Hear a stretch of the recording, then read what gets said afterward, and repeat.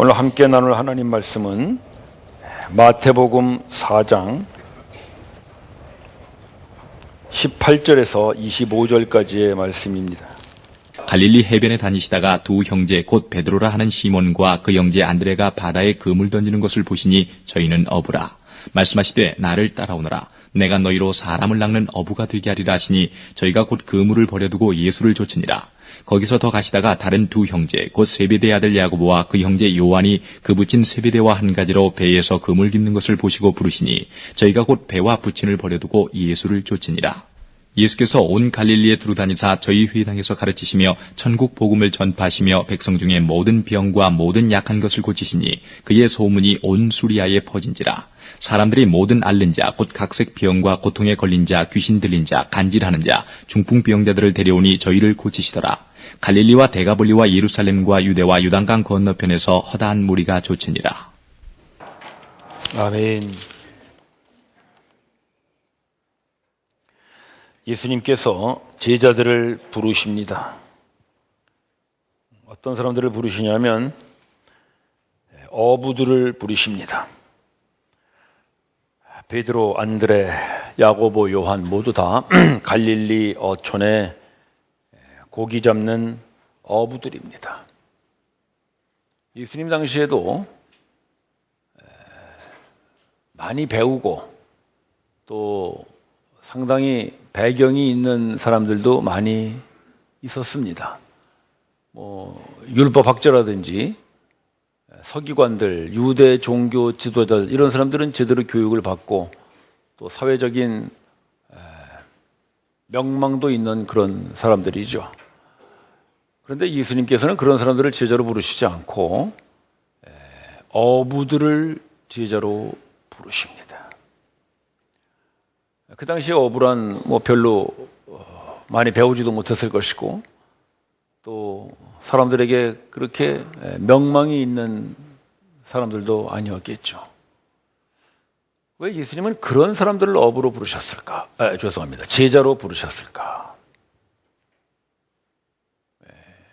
고린도전서 말씀으로 우리 한번 예수님의 그 의도를 생각해 보도록 하십시다. 고린도전서 1장 말씀인데 여러분들이 한번 읽어보시겠어요? 시작.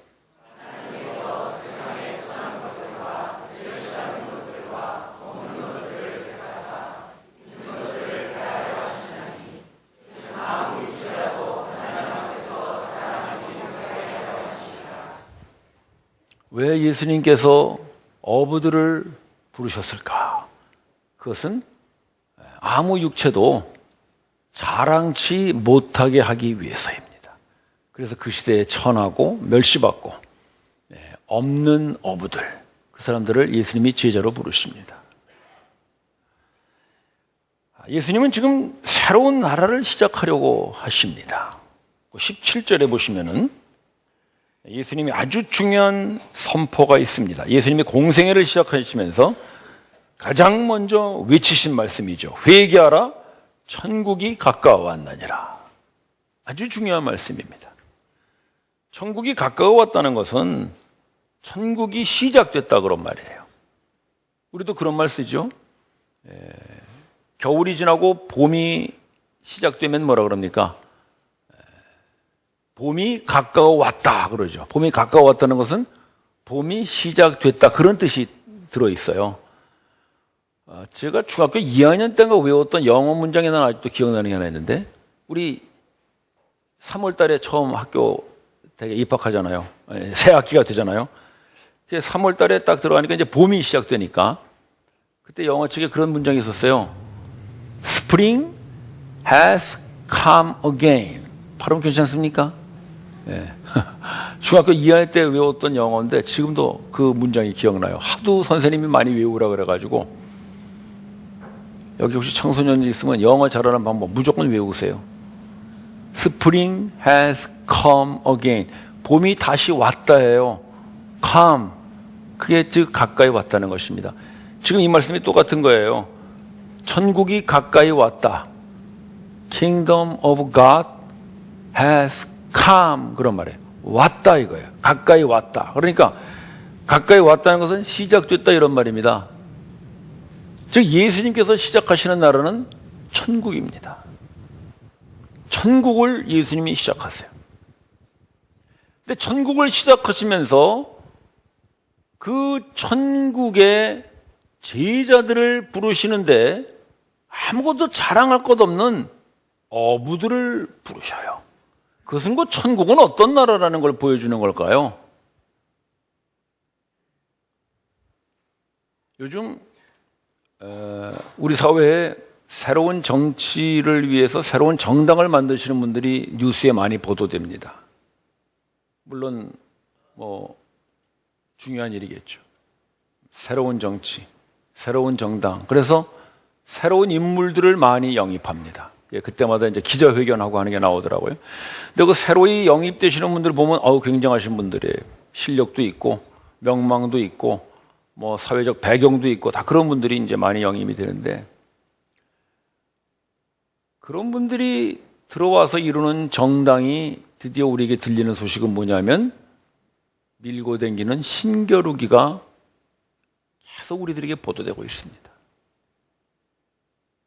새로운 인물들을 영입해서 새로운 정치를 한다고 하는데 여전히 그 속에서는 자기의 공적과 무언가 자기가 그 공동체에 더 큰 영향력을 끼치고 있다는 것을 계속 드러냅니다. 그게 바로 사람들이 만드는 세상입니다. 그래서 실력 있고 똑똑한 사람들이 모이면 남는 것은 자기 공적과 자기 자랑밖에 없습니다. 그게 우리가 이제까지 수없이 만들어온 사람들의 모임, 사람들의 나라죠. 교회도 똑같습니다. 교회도 드디어 남는 것은 어떤 목사님이 얼마나 많은 공적을 이루었느냐로 모든 것은 결론 짓고 맙니다. 드디어는 자기 자랑밖에 남는 게 없죠. 그러나 예수님이 세우시는 천국은 그런 나라가 아닙니다. 예수님은 아무것도 자랑할 것 없는 어부들을 불러서 예수님의 제자를 삼으십니다. 그것은 천국은 어떤 나라라는 것을 의미하는 걸까요? 천국은 아무도 자랑할 것이 없는 나라입니다. 천국입니다. 예수님은 그런 나라를 시작하십니다. 따라서 예수님이 제자를 부르시는 목적은 그 제자들을 보고 너희들이 천국을 세워라가 아니고, 오히려 예수님이 제자들 위해 천국을 세우시기 위하여 제자들을 부르십니다. 여러분, 이건 너무나 중요한 것입니다. 이건 우리가 천국을 이해하는데 너무나 중요한 것입니다. 제가 다시 한번 정리해 드리겠습니다. 예수님은 제자들을 불러서 제자들로 인하여 천국을 세우시는 것이 아니고가 중요한 거예요.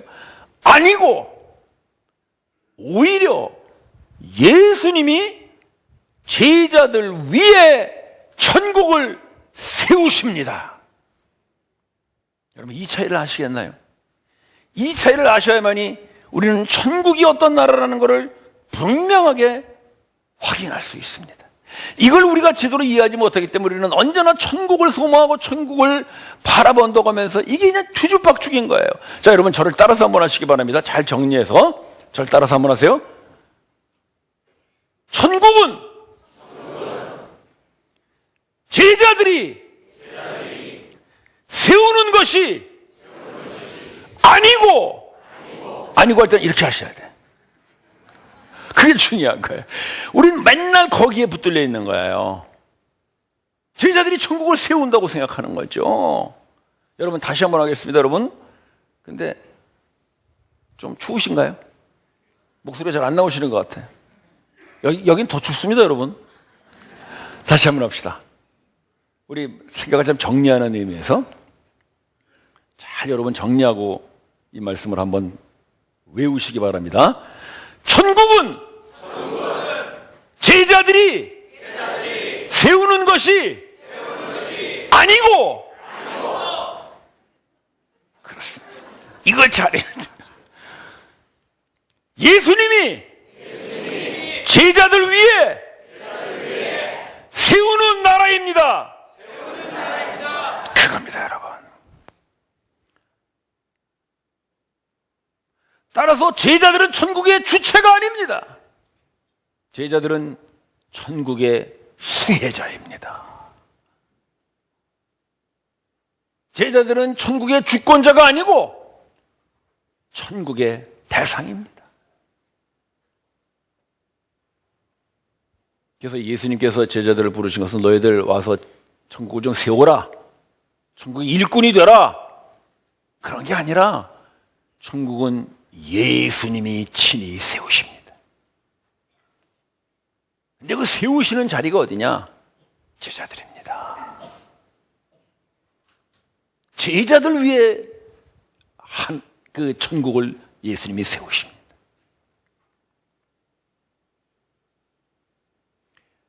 이 천국이라는 말은 이제 우리말로 하면은 하늘나라잖아요. 하늘천 나라 국 그래서 나온 말이니까 하늘나라. 이 하늘이라고 하는 말은 하나님에 대한 은유적 표현입니다. 이제 옛날 유대인들이 함부로 하나님이라는 이름을 못 불렀기 때문에 하늘 이렇게 이제 은유적으로 부른 거거든요. 그러니까 사실 천국이라는 말은 하나님의 나라 그런 뜻이죠. 근데 이 나라라는 말이 중요합니다. 이 나라라는 말이 이제 헬라어로 뭐로 되냐면 바실레이아 이런 단어를 썼는데 이 바실레이아라는 말이 다스린다 그런 뜻이에요. 통치한다. 주님 가르치신 기도에 그런 문장이 있죠. 나라가 임하옵시고 뜻이 하늘에서 이루어진 것 같이 땅에서 이루어지리다. 그 말씀, 그 기도문 있잖아요. 거기에 그 나라가 뭐냐면 하나님의 나라입니다.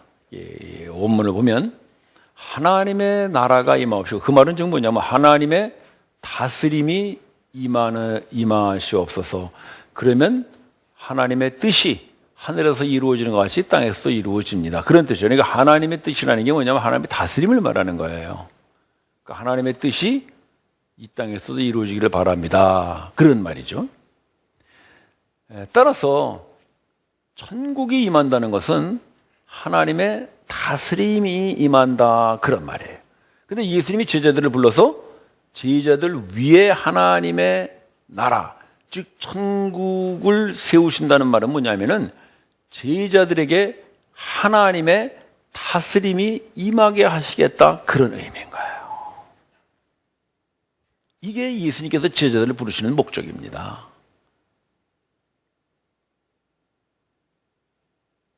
근데 사람들이 이 다스림을 잘 받지 않습니다.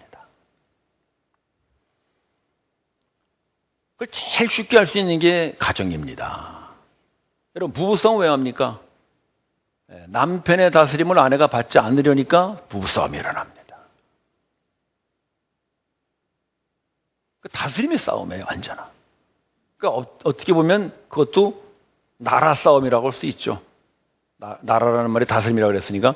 그러니까 남편은 남편의 나라를 세우는 거예요. 남편의 다스림을 하려고 그러니까. 근데 아내는 그 남편의 나라를 거부합니다. 부부싸움이 일어나죠. 근데 신혼 때는 괜찮아요. 신혼 때는 아내들이 말을 잘 들어요. 저도 그랬던 것 같아요. 저도 신혼 때는 냉면이 먹고 싶다 그러면 제 아내가 얼른 나도 냉면이 먹고 싶어요. 그랬어요. 금방 다스림이 돼요.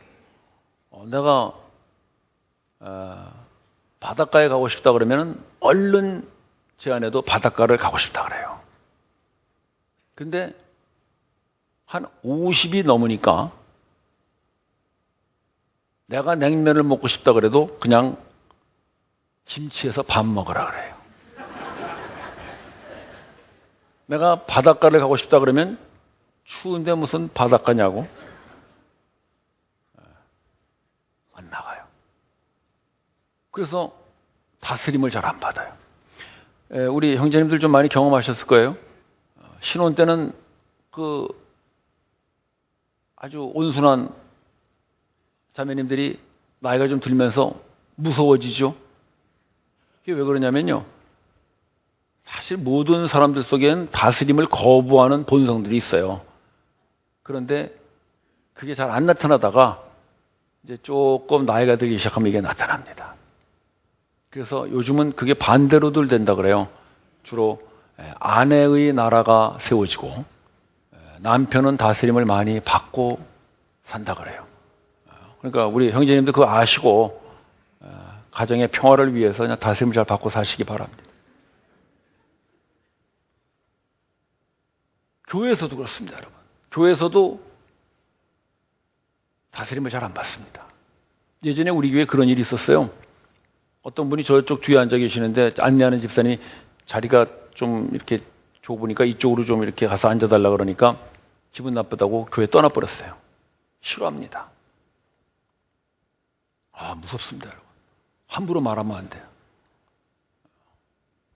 그러니까 가정이나 교회에서 우리는 얼마나 다스림을 안 받는 사람들인가를 금방 알 수가 있어요. 그래서 우리 모두는 자기의 소견에 옳은 도로 행하는 사람들이지 절대로 남의 다스림을 받지 않습니다. 저도 여러분들을 절대로 다스리려고 하지 않습니다. 여러분들은 절대로 다스림을 안 받기 때문입니다. 그게 사람입니다.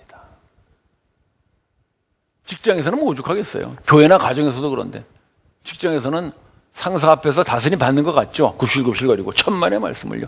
여기 혹시 상사 되신 분들 오해하지 마세요. 여러분들 부하 직원들이 절대로 여러분들 다스림 안 받습니다. 그 앞에서는 할 수 없이 굽실거리지만 퇴근하고 저도 직장 생활할 때 보니까 그냥 하여튼 안주가 필요 없어. 상사가 안주야. 지가 말이야 뭐 잘났다고 날 다스리려고 그래 말이야. 해가면서 그냥 내가 내일 당장 가서 말이야 그냥 책상 들여엎고 내가 그만둘 거야 막 욕을 세게 하고 말이죠. 그 다음에 또 출근해서 앉아있죠. 그러니까 그 마음에 무슨 다스림을 받겠어요. 아무도 세상에서는 사람들의 다스림을 받지 않습니다. 강아지도 다스림을 안 받습니다. 우리 강아지 이 녀석이 요즘 나이가 들어서 그런가 오줌을 아무데나 싸요. 그렇게 싸지 말라 그래도 다스림을 안 받아요. 주인이 아무리 떠들어대다 나는 그냥 내 마음대로 싼다. 내가 맨날 지켜볼 수 없잖아요. 사람이나 동물이나 아무도 다스림을 받지 않습니다. 그러니 하나님의 다스림을 받겠어요? 안 받죠. 교회 와도 우리는 하나님의 다스림 받지 않아요. 왜 교회 와요? 하나님은 그저 복이나 주고 내 기도나 응답해 주면 되는 거지 뭘 날 다스리려고 하셔. 그겁니다. 그래서 전혀 천국이 이루어지질 않아요. 왜? 천국이 하나님의 다스림을 받는 데인데, 그러니까 우리는 참 이상한 모순에 빠져서 신앙생활을 해요. 천국은 좋은데 하나님의 다스림은 받기 싫다. 그 얘기는 지금 뭐예요? 천국이 뭔지를 모르기 때문에 우리는 천국이 좋다는 거예요. 천국이라는 말 자체가 하나님의 다스림인데 천국이 좋다고 하면서 하나님의 다스림은 거부한다는 것이죠. 여러분, 천국은 하나님의 다스림입니다. 따라서 모든 사람들은 다른 사람의 다스림을 받지 않고 하나님의 다스림마저도 받지 않는데 저희들이 그런 하나님의 다스림을 받을 때가 있습니다. 그게 언제냐면 우리가 인생에서 낙심할 때, 실패했을 때, 병들었을 때, 주저앉을 때, 내 인생의 한계를 느낄 때, 그때 우리는 하나님의 다스림을 받습니다. 아니, 하나님의 다스림을 받는다고 하는 것보다는 어쩌면 하나님의 다스림을 거부할 수 없어서 받을 수밖에 없어 받게 되죠. 은혜입니다. 그걸 성경은 끊임없이 은혜라고 합니다. 따라서 예수님께서 어부들을 제자로 부르시는 가장 중요한 이유가 뭐냐면 그들은 이미 실패한 사람들이에요. 그들은 이미 이 세상에서 낙심한 사람들입니다. 갈릴리 그 북쪽 그 어촌, 그것도 그 로마의 식민지하에 있는 이스라엘 저 북쪽 소외된 지역의 갈릴리의 어부들에게 이 세상은 이미 실패해요. 그들은 이 세상에 태어날 때부터 이미 낙심된 사람들이고, 그 사람들은 이미 이 세상에서 아무런 희망도 가질 것이 없는 사람들이었어요. 어부들이었어요. 그래서 예수님은 실력 있고 똑똑한 유대 종교 지도자들이나 율법학자들을 제대로 부르지 않고 아무런 기대도 희망도 할 것이 없는 어부들을 제자로 부르십니다. 그것은 바로 그런 사람들이 하나님의 다스림을 받기에 좋은 사람들이기 때문에 예수님은 그들을 천국에 불러 하나님의 다스림을 받게 하십니다. 예수님이 어부를 제자로 부르시는 중요한 이유입니다. 따라서 예수님께서는 제자들을 불러서 끊임없이 하나님의 다스림을 가르치세요. 3년 반 동안 그들을 데리고 다니면서 너 하나님의 나라에 와서 일 좀 해라. 그게 아니고 하나님의 다스림을, 하나님의 그 나라를 끊임없이 그들이 받게 만들어요. 그래서 언제나 제자들은 능동으로 일을 하는 것이 아니라 수동태로 받습니다. 하나님의 다스림을 받습니다. 천국을 받습니다. 계속 그것을 예수님께서 3년 반 동안 훈련시키세요. 그래서 예수님은 그들에게 떡 가져오라고 그러지 않습니다. 예수님이 친히 떡을 만들어서 그들에게 주시죠. 하나님의 다스림을 받게 하십니다. 고기 잡아와라 그러지 않고 예수님이 친히 그 생선을 그 불 위에 얹어 구워서 그들에게 먹으라 주십니다. 끊임없이 하나님의 다스림을 그들에게 주십니다. 그들에게 내 발 씻어라 그러지 않고 예수님은 실제로 그 제자들의 발을 씻음으로 하나님의 다스림을 받게 하십니다. 여러분 기억하세요. 천국은 하나님의 다스림을 받는 곳입니다. 예수님이 그걸 가르치세요. 제자들에게 계속해서 그거를 가르치시는 거예요.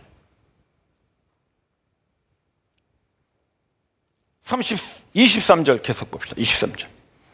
예수님께서 가는 곳곳마다 어떻게 합니까? 가르치시고 천국의 복음을 전하십니다.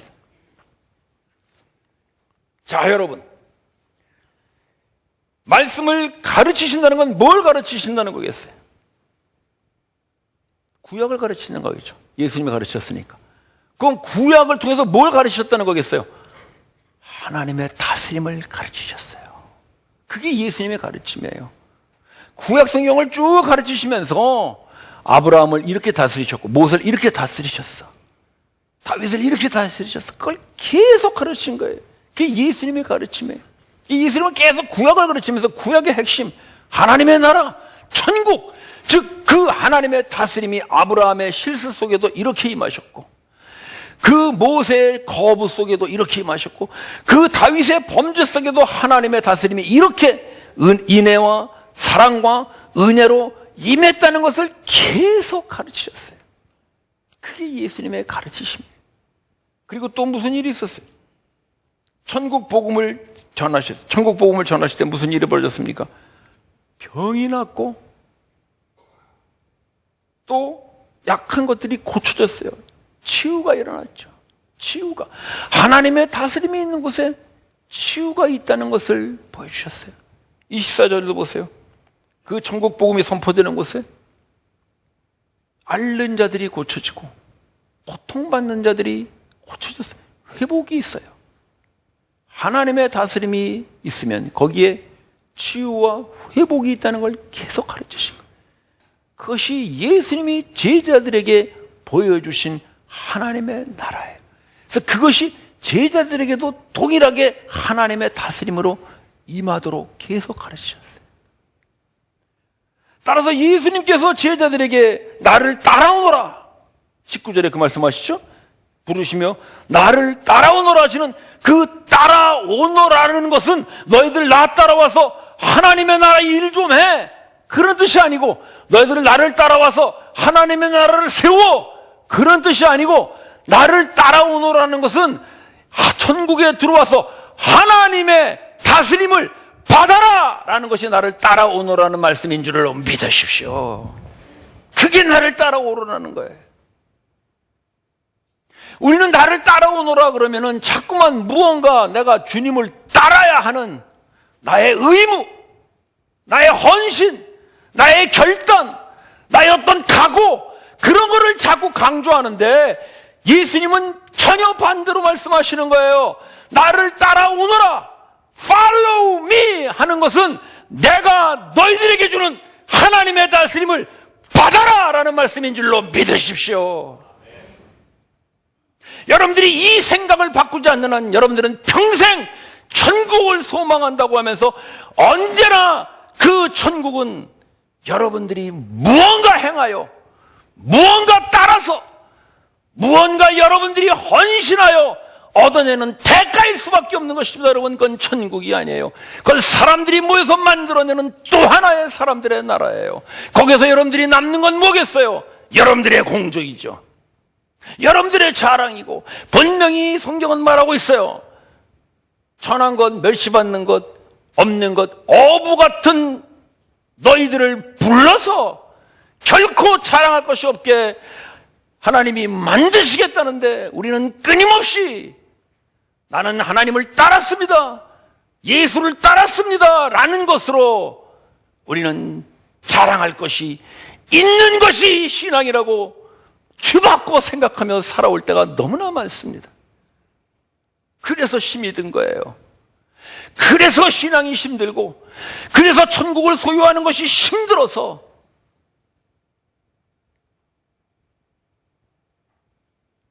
예수님께서 우리에게 주시는 그 천국의 축복들을 우리는 매일 놓치고 삽니다. 나는 그게 안타깝습니다. 나는 우리 형제자매들이 그렇게 속고 사는 것이 너무나 안타깝습니다. 여러분, 천국은 그런 것이 아닙니다. 천국은 여러분들이 따라가서 얻는 대가가 아니라 하나님의 다스림을 받아서 사는 하나님의 나라입니다. 그것이 예수를 따르는 것입니다. 그것이 제자의 길입니다. 언젠가부터 우리들 속에는 제자라는 말이 부담스럽게 들어올 때가 많습니다. 그래서 심지어는 성도로 부르시면 은혜인데 제자로 사는 것은 훈련이라는 말 같지도 않은 소리들을 우리는 만들어내요. 훈련이라는 말 자체가 우리를 얼마나 억압하는지 몰라요.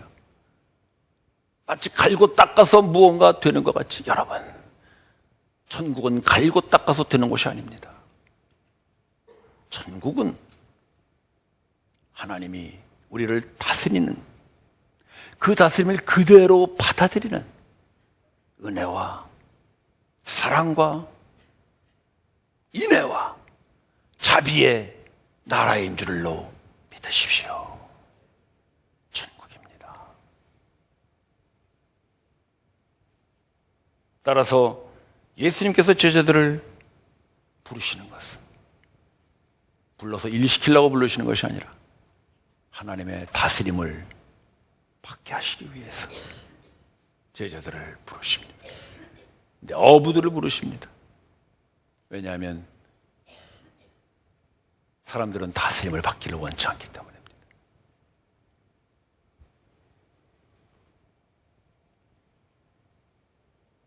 그러나 이 제자들이 자기가 어부였다는 사실을 잊어버리는 순간 이 사람들은 또 공적을 가지고 다툽니다.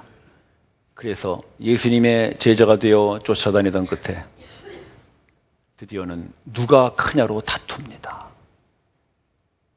누가 크냐를 다툰다는 건 뭐겠어요? 누가 더 그 하나님의 나라를 이루는데 더 많은 공적을 쌓았느냐를 다투는 거잖아요. 일반 사회에서 하는 정당을 만드는 것과 똑같은 짓들을 이 사람들이 하고 있어요.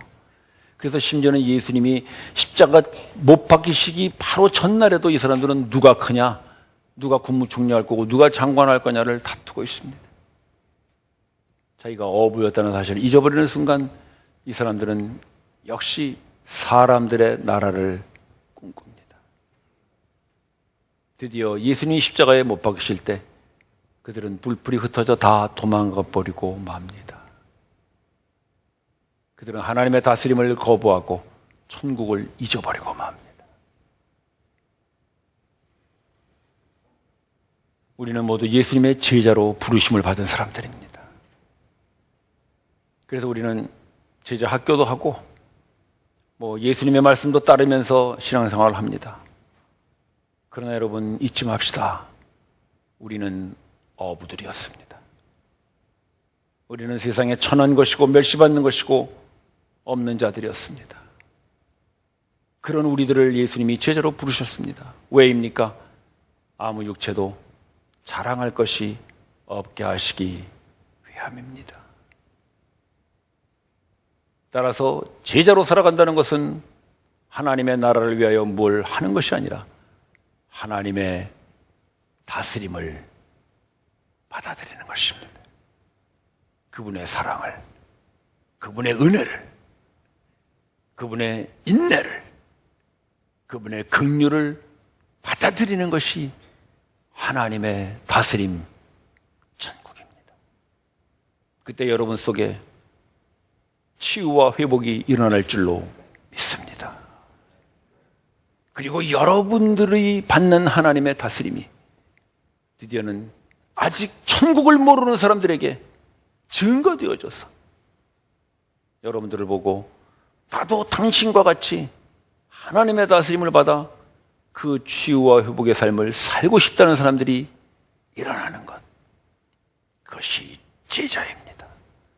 따라서 제자는 하나님의 나라를 세우는 사람들이 아니라 하나님의 나라를 받는 사람들입니다. 제자는 이를 악물고 제자의 길을 가는 사람들이 아니라 그 하나님의 사랑과 인애와 은혜를 그대로 받아서 천국의 삶을 이 땅에 보이는 사람들입니다. 우리 모든 형제 자매들이 이 천국을 누리고 사는 예수의 제자들로 살아가시기를 주님의 이름으로 축원합니다. 기도드립시다. 형제 자매 여러분, 여러분은 제자라는 말에 아직도 부담을 갖고 있습니까? 제자는 어떤 각오와 결단을 하고 이를 악물고 쫓아가는 길이라고 생각하십니까? 그것은 천국이 뭔지를 몰라서 그렇습니다. 오늘 주님은 여러분들을 제자로 부르셨습니다. 그리고 나를 따라오너라 하셨습니다. 따라간다는 것은 하나님의 다스림을 받겠다는 것 외에는 아무것도 아닙니다.